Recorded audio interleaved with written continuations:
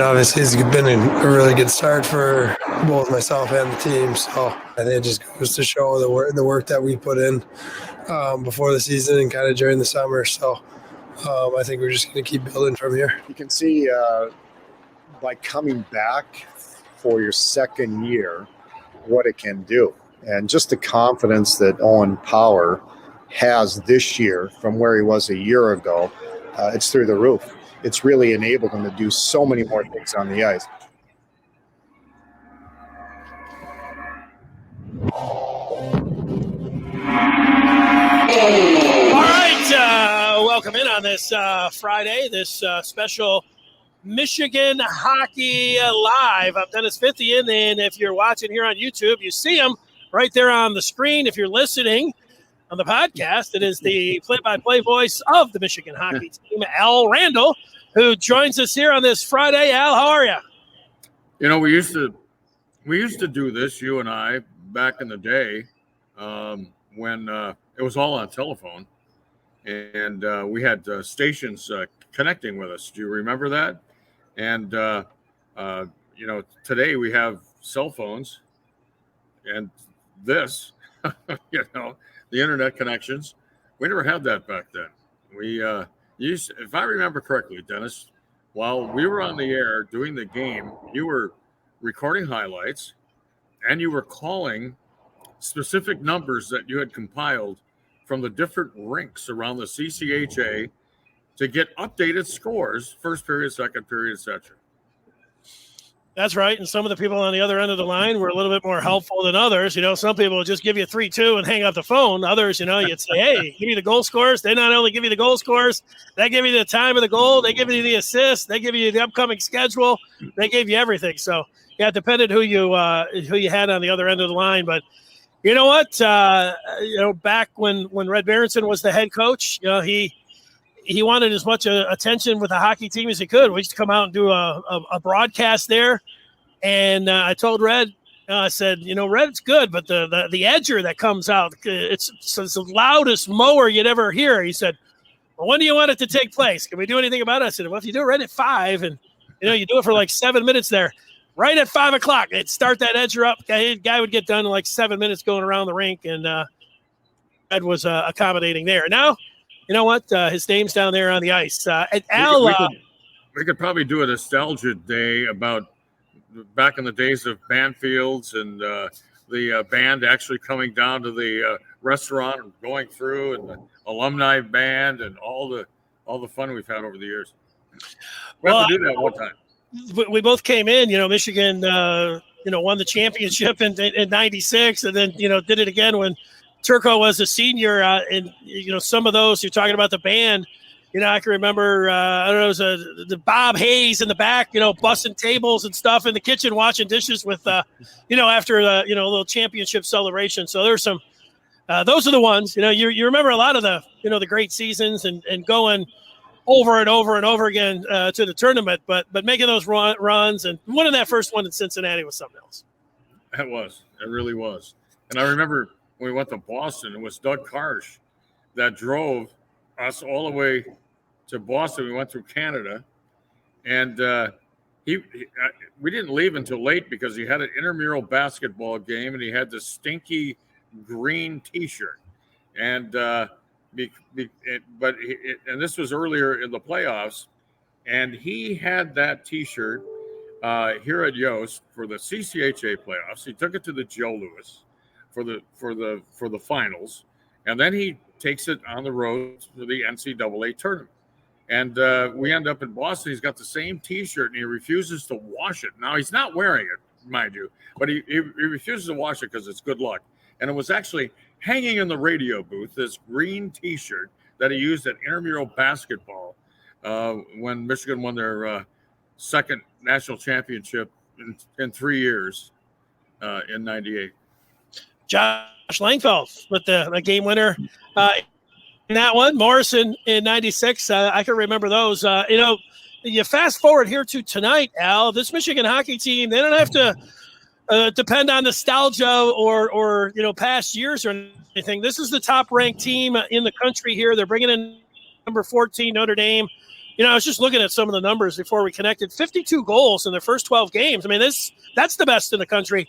When you watch this, where are they scoring from? Is it everywhere? Just how does it look as you broadcast this team that's filling up the net like they are? Now, the way they have their line set, they can score from any line can score.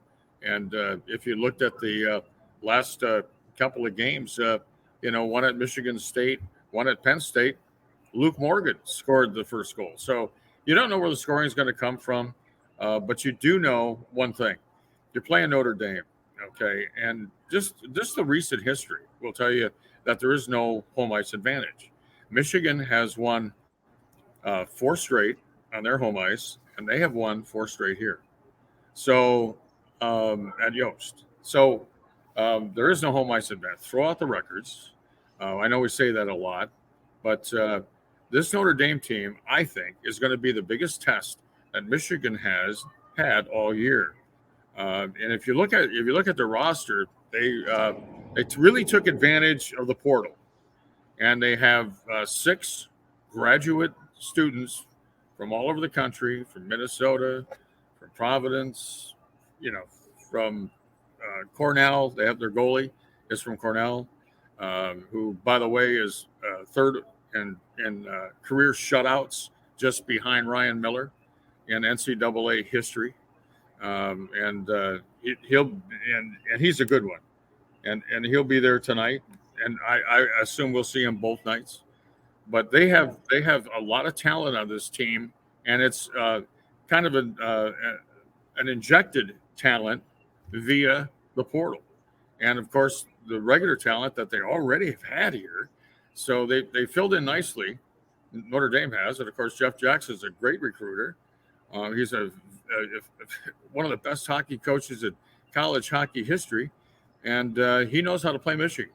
And you're going to see them put on what they try to do is, I think Fred Plesh called it the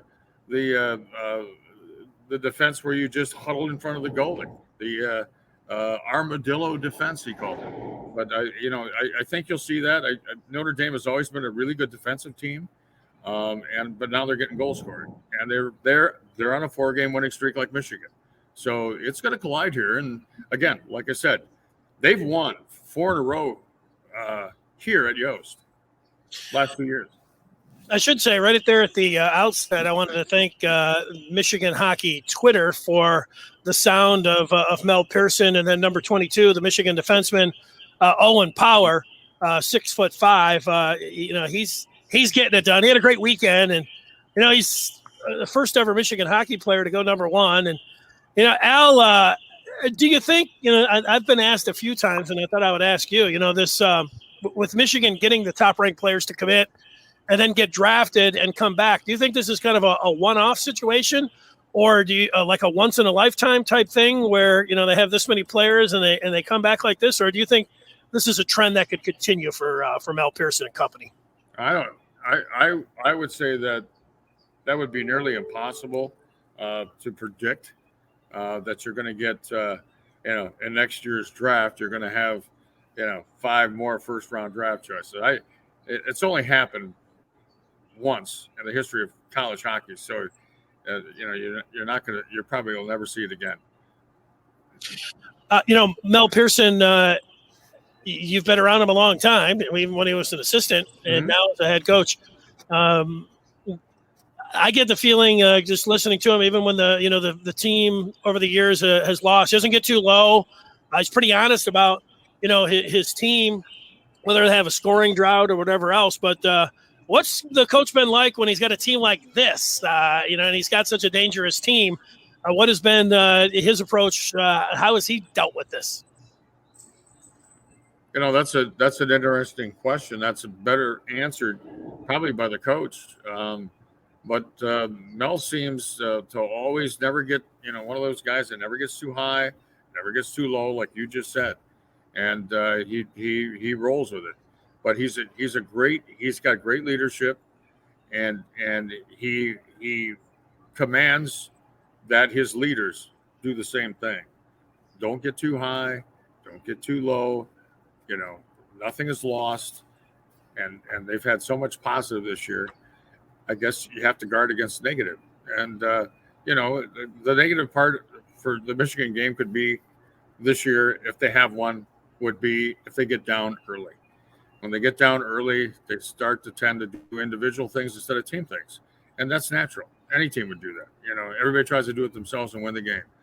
But we've only seen that on a couple of occasions.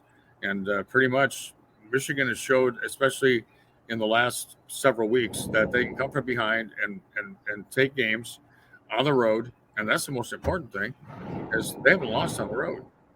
They're great on the road. But now they've had 2 losses here at home, so they got to take care of business this weekend against Notre Dame. Yep, and you got a game coming up tonight, 7:30 face-off. Tomorrow night, it's 8 o'clock. I listened to you there on MGO Blue. I'm able to hit that button there and listen to the dulcet sounds of Al Randall coming right through the phone there. Matt Stewart will be with us tonight. And he's a wonderful announcer. He has a great we have really good color analysts. And to me, it's not the play-by-play guy that makes the broadcast. It is definitely the color analyst. Color analyst carries the broadcast. And Max does a superb job. And, of course, we heard Fred Flesh last week. And we have a good answer. Well, now we've got the Zamboni for the ice trimmer trimming down below, so we got a little noise. Now we had the Zamboni at Penn State. Now we've got the ice trimmer. Yeah, that's the answer, I think, right? I like that. Here we're live down there. Well, Al, I've got one final question for you. What's this rivalry? I know Michigan State's a great rivalry here, but Michigan Notre Dame. Jeff Jackson from when he was at Lake State, when he went to coach the development team. I think he went to Michigan State. He's from Roseville. Just that coaching. But what's the rivalry like, Michigan Notre Dame? Okay, I think I caught part of that question. It's hard to hear right now with the team, but I think you asked me how the rivalry is between Michigan and Notre Dame in hockey. Is that what you asked me? That is. Hey, Al, you know what? I think it's too tough with the edger. Enjoy the game. It was great talking with you. We don't need to yell back and forth. Awesome job with the video there at Center Ice, and have a great call. We'll be listening. We'll talk to you next week if we get a chance. Okay. All right. Take care, Des. Hey, thanks, Al. Appreciate it. There he is, Al Randall, live from the Yost Ice Arena.